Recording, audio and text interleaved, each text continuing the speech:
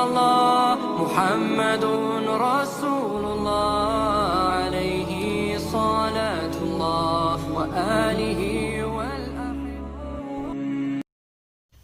Sa'ad bin Abi Waqqas merupakan seorang sahabat Rasulullah SAW yang dijamin masuk surga.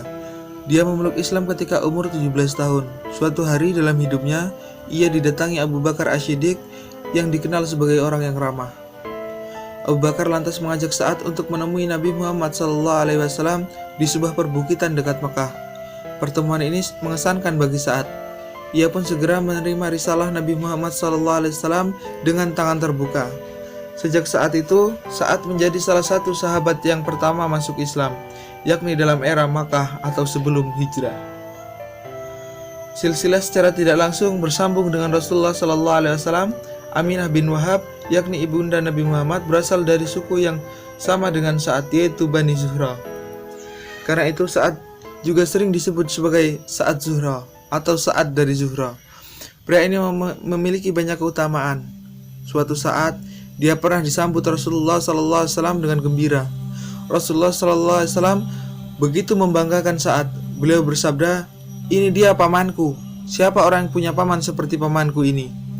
Kakaknya Sa'ad adalah Ubaid, putra dari Manab yang menjadi paman dari ibunda Rasulullah SAW. Selain itu, Sa'ad bin Abi Waqqas juga merupakan muslim yang pertama kali melepas anak panah dalam jihad Islam. Dia pula yang mula-mula terkena anak panah di kancah jihad. Pernah suatu kali Rasulullah SAW bersabda di tengah perang Uhud, "Panahlah hai Sa'ad, ibu bapakku menjadi jaminanmu." Ali bin Abi Thalib juga mengatakan, "Tidak pernah saya mendengar Rasulullah SAW mengatakan ibu bapaknya sebagai jaminan seseorang kecuali untuk Sa'ad." Sa'ad adalah seorang ksatria muslim yang paling berani. Ia punya dua kekuatan yang paling ampuh, panah dan doanya. Jika ia memanah, pasti tepat sasaran. Jika ia berdoa, akan dikabulkan. Hal ini tak lepas dari doa Rasulullah untuk Sa'ad. Suatu hari Rasulullah SAW menyaksikan sesuatu dari Sa'ad yang menyenangkan hati beliau. Maka Rasulullah SAW bermunajat, "Ya Allah, tepatkanlah bidikan panahnya Sa'ad bin Abi Waqqas dan kabulkanlah doanya." Demikianlah diri Sa'ad menjadi masyhur lantaran doanya disebut mabrur. Kelak ketika fitnah terjadi pada zaman kekhilafahan Ali bin Abi Thalib, Sa'ad mendengar seorang laki-laki memaki Ali dan Zubair. Orang ini bahkan terus menolak berhenti mencaci maki. Maka Sa'ad pun berkata, "Kalau begitu akan saya doakan kamu pada Allah." Laki-laki tadi lantas berkata, "Rupanya kamu hendak menakut-nakutiku, seolah-olah kamu seorang nabi." Maka Sa'ad pun pergi, wudhu dan langsung salat 2 rakaat. Kemudian berdoa, "Ya Allah, kiranya menurut ilmumu, laki-laki itu telah memaki segolongan orang yang telah memperoleh kebaikanmu, dan tidakkah mereka mengundang amarahmu? Maka mohonlah jadikanlah hal ini sebagai pertanda dan pelajaran."